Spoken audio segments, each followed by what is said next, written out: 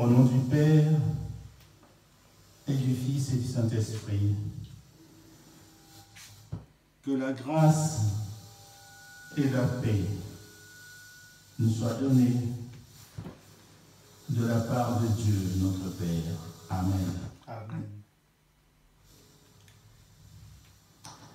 Mes bien-aimés, nous allons commencer par rappeler ce que nous avons étudié la fois passée. En fait, nous avons étudié l'image de Dieu. C'était le titre de notre précédent enseignement. Et comme sujet au thème, voici le sujet donc, que nous avons développé la fois passée. Que signifie l'expression être créé à l'image de Dieu? Et pourquoi Dieu nous a-t-il créés à son image? Et donc le mot-clé ici, comme vous l'avez bien sûr constaté, c'est l'image. C'est pourquoi nous avons commencé par définir le mot image. Et nous avons retenu le sens suivant. L'image, c'est la ressemblance. Okay? Pas l'image photo, mais l'image comme ressemblance. Donc, l'homme a été créé à l'image de Dieu, donc à la ressemblance de Dieu. La ressemblance par rapport à quoi? Par rapport au caractère de Dieu. Donc, l'homme créé par Dieu doit avoir des caractères communs à Dieu. Et nous avons cherché dans la Bible ces caractères. Et nous les avons trouvés bien sûr dans Galates 5, verset 22. Okay? Et nous avons expliqué chaque caractère. La vidéo est sur les réseaux sociaux, vous pouvez regarder les détails de chaque caractère. Donc l'homme a été créé pour qu'il ait en lui des caractères communs à Dieu, comme l'amour, la patience, etc. Ok? C'est ça, c'est ce que signifie l'expression être créé à l'image de Dieu. C'est-à-dire être ou avoir des caractères communs à Dieu. Alors, la question, la dernière, la deuxième, pourquoi Dieu a-t-il créé l'homme à son image? Nous avons répondu que Dieu a créé l'homme à son image parce qu'il avait besoin d'un bon gérant. Quelqu'un pour bien gérer tout ce que Dieu a créé sur la terre. Les plantes, les animaux, etc., l'eau, tout. Okay? Il faut un bon gérant. Et pour qu'une personne soit un bon gérant, il faut qu'il ait des qualités. Et quelles qualités? Les qualités de Dieu, les caractères de Dieu. Il doit aimer son prochain, il doit avoir de la patience, etc. Comme on a développé la fois passée. Voilà pourquoi Dieu a créé l'homme à son image. C'est parce qu'il avait besoin d'un bon gérant, tout simplement. Bien. Tout a été détaillé dans l'enseignement la fois passée. Je vous invite à regarder encore, à visionner la vidéo. Là, c'était un petit rappel. Alors, aujourd'hui, nous allons vous parler de la fatigue. La fatigue physique, mais aussi la fatigue spirituelle. Ça, c'est le titre. Et le sujet, comment dominer, comment maîtriser, comment gérer la fatigue physique et spirituelle. Nous vous parlons de la fatigue aujourd'hui. Vous allez vous dire, oh là là, nous parle de la fatigue. Pourquoi? Mais parce que dans la Bible, on parle des personnes qui ont mal géré la fatigue et ces personnes ont perdu une ou des choses très importantes dans leur vie à cause de la mauvaise gestion de la fatigue. Grave. Mais heureusement, il y a d'autres personnes qui ont bien géré la fatigue et ils s'en sont sortis. Et de nos jours aussi, nous constatons que beaucoup de personnes, à cause de la fatigue, ils font des bêtises. Ils gèrent mal la fatigue et ils ont des conséquences alors graves à cause de la mauvaise gestion de la fatigue physique et spirituelle. Ok? Mais d'autres s'en sortent. Mais vous savez déjà, il y a plusieurs sortes de fatigue. Hein. Il y a la fatigue corporelle, il y a la fatigue musculaire, il y a la fatigue cérébrale, il y a la fatigue nerveuse, il y a la fatigue soudaine. Hein. Tu ne sais même pas d'où ça vient. Pouf, tu es fatigué, physiquement, spirituellement. Il y a parfois une longue fatigue, parfois une fatigue passagère, parfois une extrême fatigue. Tu ne peux même pas te lever du canapé, tu vois. Parfois tu es au lit, tu n'as même pas envie de te lever. C'est incroyable ce qui arrive. Alors il faut savoir gérer tout ça. C'est ce que nous allons apprendre aujourd'hui. Comment gérer la fatigue. Toutes ces fatigues, je viens de les citer. Ok? Extrême fatigue. La fatigue chronique. Il y a des gens ici, il est toujours fatigué. Toujours fatigué. C'est pas sa faute, hein? Mais il est là, il est toujours fatigué. Ça va? Ah, fatigué. Demain, ça fatigue chronique. Ok? Et la fatigue spirituelle.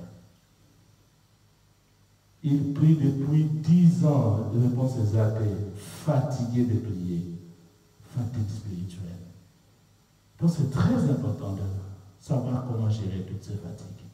Voilà pourquoi, mes frères et sœurs, je vous parle de la fatigue aujourd'hui. Comment dominer, ça c'est le thème, comment dominer, maîtriser et gérer la fatigue physique et spirituelle. Alors pour développer ces thèmes, nous allons nous baser sur 3 cas écrits dans la Bible. Le premier cas est écrit dans le livre de Genèse, au chapitre 25, et nous allons lire les versets 29 et 24 qui vont constituer notre péricope d'aujourd'hui. Versets 29 et 24. Genèse, chapitre 25, versets 29 à 34. Genèse 25, versets 29 à 34. Nous allons écouter la parole de Dieu. 25, versets 29 à 34. Un jour que Jacob préparait un potage, Ésaü revint de la chasse très fatigué et lui dit: Je n'en peux plus, laisse-moi vite avaler de ces potages roux. C'est pourquoi on l'a surnommé Édom, c'est-à-dire les roux. Jacob répondit: Cède-moi d'abord les doigts de fils aîné. Ésaü déclara: Je vais mourir de faim. À quoi me serviront mes doigts de fils aîné? Jacob reprit: Jure d'abord. Alors Ésaü jura qu'il lui cédait ses doigts de fils aîné, et Jacob lui donna du pain et du potage aux lentilles. Ésaü mangea et but, puis s'en alla. Il n'accorda aucune importance à ses droits de fils aîné. Amen. Alors pour bien comprendre le texte, Ésaü et Jacob sont des frères jumeaux. Okay? Leur maman s'appelait Rebecca et leur papa Isaac. Okay. Alors, on a appelé Ésaü le premier, c'est les grands frères, celui qui est sorti en premier, Ésaü, parce qu'il était velu. Il avait beaucoup, à part les cheveux, il avait beaucoup de poils. C'est comme un manteau de poils. Okay? C'est pour l'appeler Ésaü, parce qu'il était dans le velu. Et Jacob, en fait, on l'a appelé Jacob, c'est celui qui tient le talon. C'est quand ils sont nés, Ésaü est sorti en premier, et Jacob le suivait, mais il a tenu le talon de son frère quand ils sont nés. Mais avant de naître déjà, dans le ventre de leur maman, ils se heurtaient, ils se cognaient, ils se bagarraient là-dedans. Jusqu'à ce que Rebecca, parce que Rebecca était stérile, là, c'est quoi là, cette histoire de stérilité, Sarah était stérile, femme d'Abraham, Isaac le fils d'Abraham, sa femme Rebecca stérile. Hein? Et Isaac a beaucoup prié pour sa femme. Et il a eu grâce, il a eu ces jumeaux-là. Esaü et Jacob. Alors quand ils étaient dans la ventre, ils se heurtaient les deux. Alors, finalement, un jour, Rebecca, il en avait bien sûr marre. Il a dit, mais pas nous, vous voyez. Finalement, à quoi ça sert Nazarana, Zélie? À quoi ça sert d'être enceinte? Vous savez, il y a ces enfants-là. Alors il a consulté le Seigneur, il a dit, c'est quoi cette histoire? J'étais stérile, ok, j'ai des enfants, bon, je suis d'accord, merci, mais regarde, là-dedans, il se heurte. À quoi ça sert? Dieu lui dit, dans ton ventre là, il y a deux peuples, deux nations. Ok? Quand ils vont sortir, ils vont se séparer.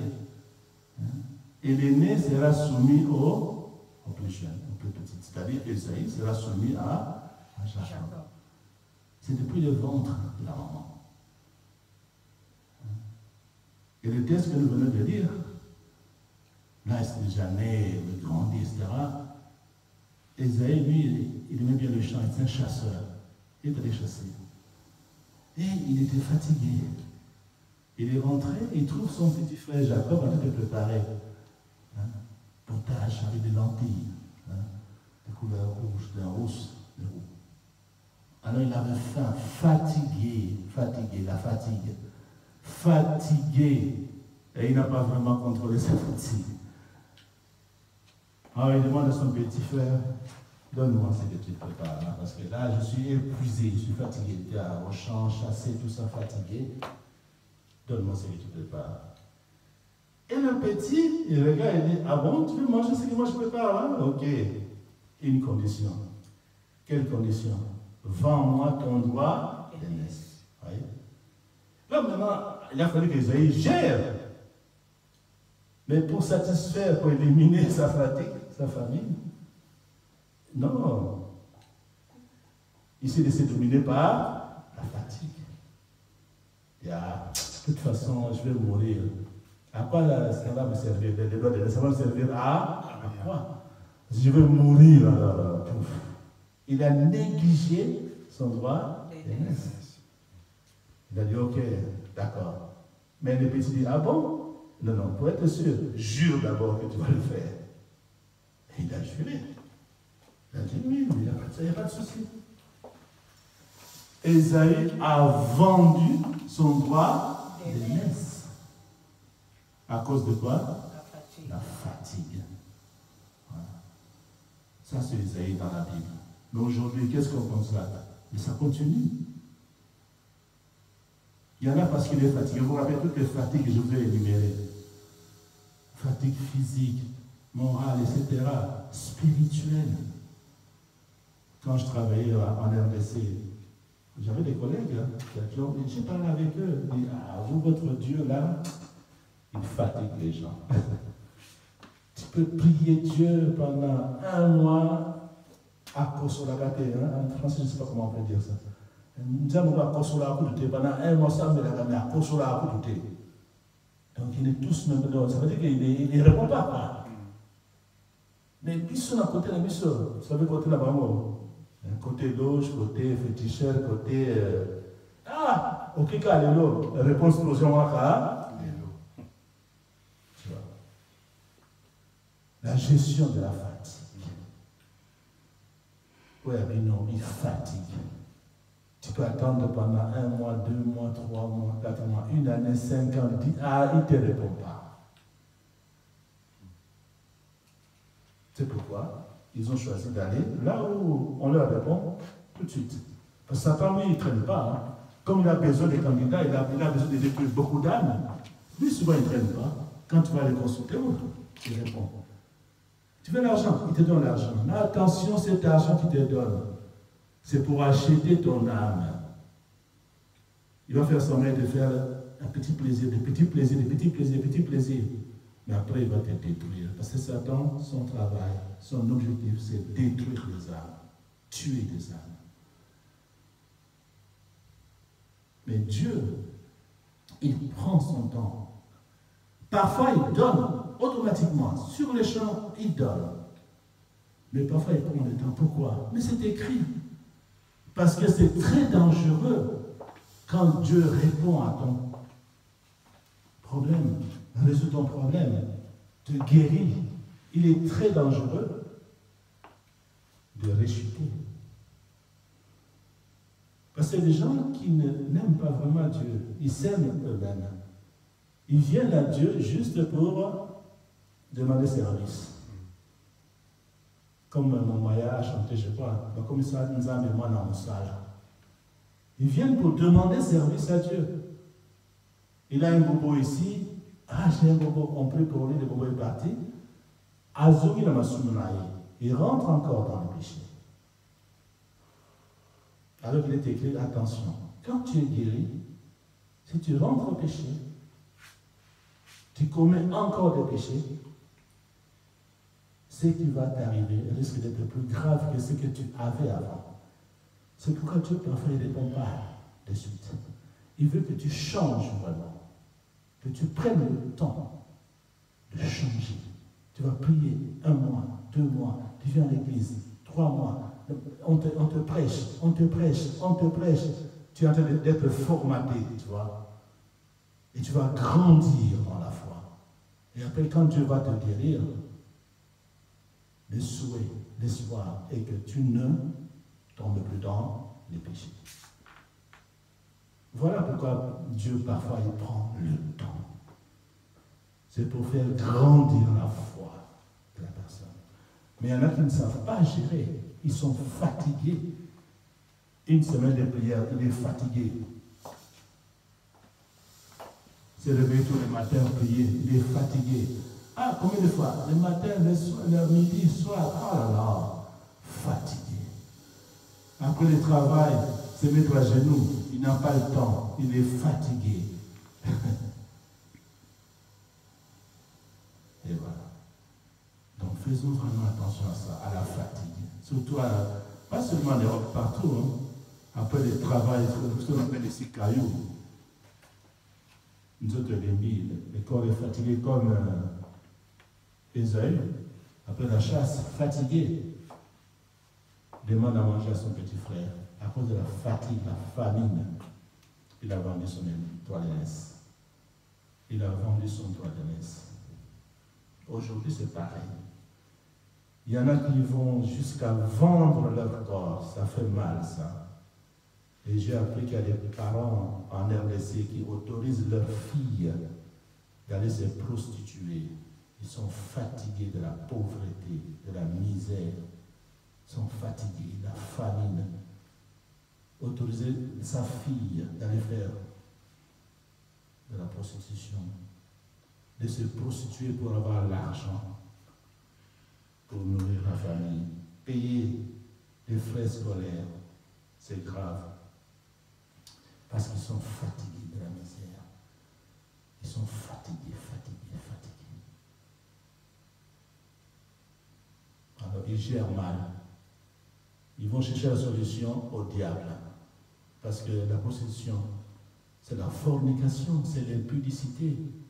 Ça, c'est être au service du diable. Kindumba. Cause la solution, il y a nzala, il y a fatigue, sur l'embi. Pour la solution à Kindumba. C'est grave. Oso vendre âme comme Esaïe a vendu son droit d'aînesse. Pour l'embi. Passer de qui? Pour l'embi. Ah, nasina l'embi. Yoka nasina l'embi. Quand ça me la paix, maintenant ça me la paix, kala. Ça, c'est la mauvaise gestion de la fatigue. Et ça a des conséquences parfois très graves. Alors faisons attention. Voilà pourquoi nous vous parlons de la fatigue. Il faut savoir gérer. Ça, c'est le premier cas.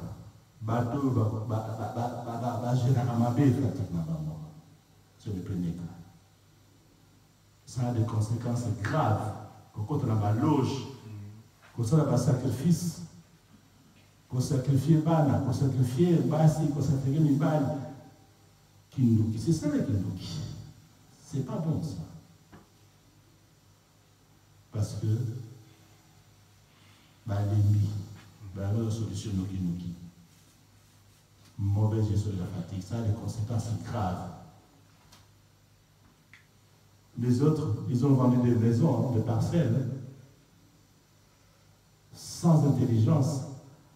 Ils se sont retrouvés sans maison, sans parcelle. L'argent qu'il a eu pour la maison qu'il a vendue, mal géré, c'est fini. Il a perdu la maison et l'argent. A commis SDF. Mauvaise gestion de la fatigue. Alors nous passons au deuxième cas. Les cas de personnes qui se font aider. Quand l'ennemi, heureusement, il a autour de lui des gens qui peuvent l'aider. Ok? Mais ces gens qui l'aident, il aide en association avec qui? Nous allons voir ce deuxième cas. Une personne fatiguée, vraiment fatiguée, mais qui a la chance d'être aidée par des personnes qui l'aiment. Deuxième cas. Et c'est dans la Bible, c'est écrit dans Exode, au chapitre 17. Nous allons lire le verset 11 à 12.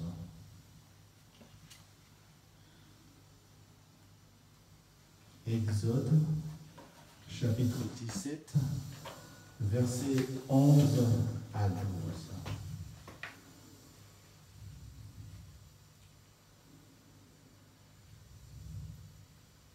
Écoutons la parole de Dieu.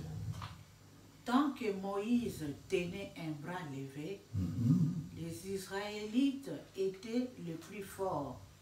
Mais quand il le baissait,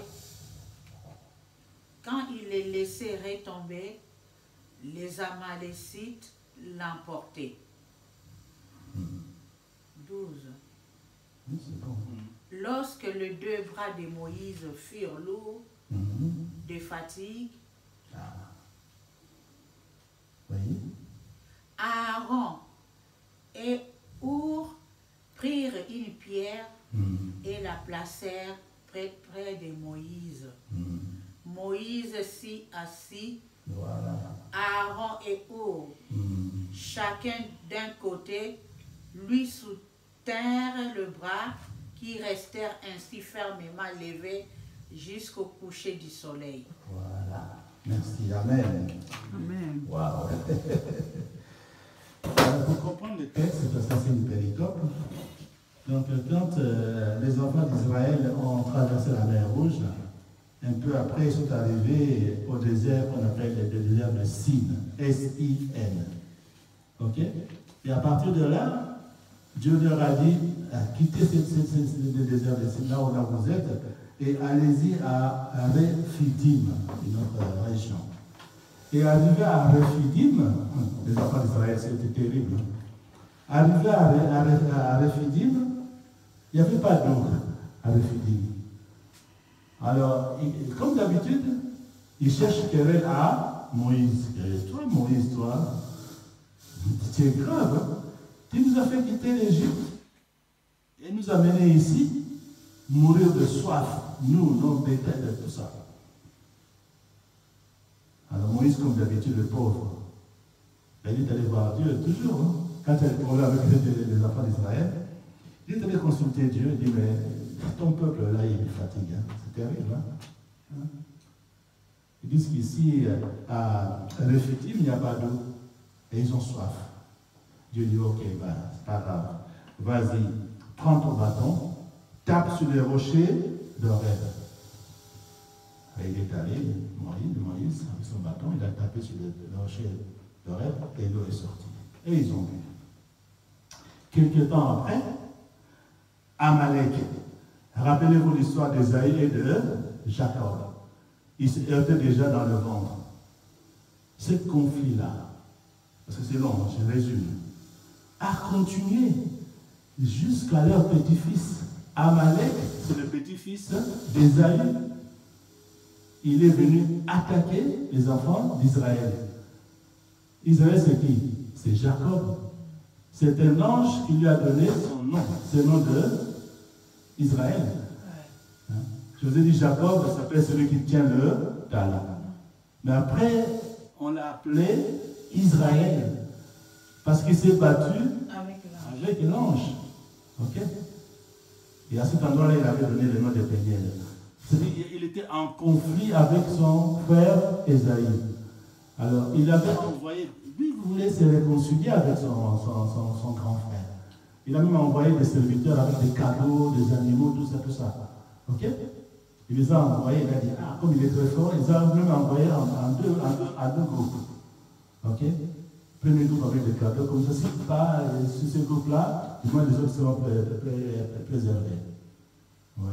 Il a envoyé ses serviteurs vers son frère avec des cadeaux, parce qu'il voulait rencontrer son frère. Mais avant, il a voulu d'abord envoyer des cadeaux, vous voyez, pour arranger un peu la situation, calmer un peu le frère. Il a envoyé ses serviteurs et il a fait traverser, n'est-ce pas, sa femme, ok, de l'autre côté du torrent. Et lui, il est resté à cet endroit-là. Et toute la nuit, il s'est battu avec un ange. Et il a tué l'ange. Vraiment, c'est une belle histoire, vous pouvez le lire. C'est dans le même chapitre. L'ange voulait partir, mais il a retiré. Tu ne vas pas partir, il faut que tu me bénisses. Voilà. Et c'est cet ange-là qui a donné le nom d'Israël. Alors donc, ça c'était une parenthèse pour comprendre les textes. Donc, à Rephidim, Amalek, le petit-fils d'Ésaïe, est venu attaquer les enfants d'Israël. Alors Moïse dit à Josué, choisis des hommes, okay, pour aller combattre Amalek. Et moi et Aaron et Hur, nous allons monter au sommet de la montagne. Et là au sommet, quand Moïse soulevait ses mains avec son bâton, les enfants d'Israël étaient plus forts que Amalek. Mais quand son bras était fatigué, sa main s'abaissait, Amalek était plus fort. Et vous vous rendez compte, jusqu'au soir, c'est ça. Du matin, tu es là, qui peut tenir du matin jusqu'au... non, c'est pas possible. Et heureusement, ses mains étaient fatiguées, mais heureusement, il y avait des personnes à côté de lui. Aaron et Hur. Hur, c'est... Bon, il y a deux versions. Il y en a qui disent que c'est le mari de Myriam, la sœur de Moïse et Aaron. Il y en a qui disent que c'est son fils. Bon, bref, là, c'est son débat. Voilà. Ce qui est important, c'est qu'il y avait Aaron et Hur. Alors, Aaron et Hur, ils ont regardé, notre frère là, il a des problèmes avec ses bras. Ce qui est bien, c'est que quand il fait ça, nous sommes gagnants. Mais quand ça baisse, on perd. Alors on peut l'aider. Qu'est-ce qu'ils ont fait? D'abord, ils ont pris une pierre. Ils ont placé à côté de Moïse. C'est sûr que pour qu'il soit sûr. Voilà. Et Aaron s'est mis à droite ou à gauche, et l'autre, Hur s'est mis à gauche. Alors pour aider Moïse, chacun a tenu la main, et puis ils ont soutenu. Voilà, ils étaient déjà 3. Ils partageaient la tâche à 3. Et du coup, Moïse avait toujours les mains en haut. Et ils ont gagné la bataille. Parce que Moïse a été aidé par d'autres personnes. Ça, c'est un bel exemple. Nous aussi, je pense que, au lieu de faire comme le premier cas, tu es fatigué, dans ton coin, tu cherches ta solution, et tu ne trouves pas, tu es fatigué, et tu gères mal ta fatigue par des moyens que nous avons cités tout à l'heure, loge, prostitution, vol, locuta, escroquerie, etc. Vous connaissez tout ça. Non. Un enfant de Dieu doit observer aussi autour de lui. Ça, c'est important. C'est regarder entre frères et sœurs. Quand tu vois que ton frère est en difficulté, tu vois que ta sœur est en difficulté, aide-le, aide ta sœur. Pareil, nous aussi, en tant que frères et sœurs, Si tu fais quelque chose, tu trouves que tu as des difficultés, tu peux demander l'aide à tes frères et sœurs. D'ailleurs, la Bible dit quoi? Priez les uns pour les autres. Et alors, voilà. C'est une façon de gérer la fatigue. Tu pries depuis longtemps, je sais. Hein, Dieu est, comme j'ai expliqué tout à l'heure, parfois il prend son temps. Okay? 6 mois, tu pries pour une situation, mais il n'y a pas de solution. C'est pourquoi on a mis en place des séances d'intercession dans l'Église. C'est pour travailler. L'union fait la force. Mettre les dons ensemble, parce qu'on n'a pas tous le même don. Parfois, on se réunit pour que chacun amène son don. On va mettre tous ces dons ensemble et on va travailler pour la situation de la personne, de notre frère, de notre sœur. Aidons-nous les uns les autres, comme aimons-nous les uns les autres. Il ne faut pas rester avec ton problème dans ton coin si tu n'arrives pas. Et surtout quand tu es fatigué. Ça a trop duré, tu as trop prié, tu as jeûné, tu as fait ceci, tu as fait cela, même. Dieu, c'est comme s'il ne fait rien. Alors la Bible dit, même dans le silence, il fait quelque chose. Comme je disais tout à l'heure, pas facile pour formater Yonan. Il te forme. Mais comme il ne dit rien, tu crois qu'il ne fait rien. Alors attention à la gestion de la fatigue. Tu es fatigué spirituellement, mentalement.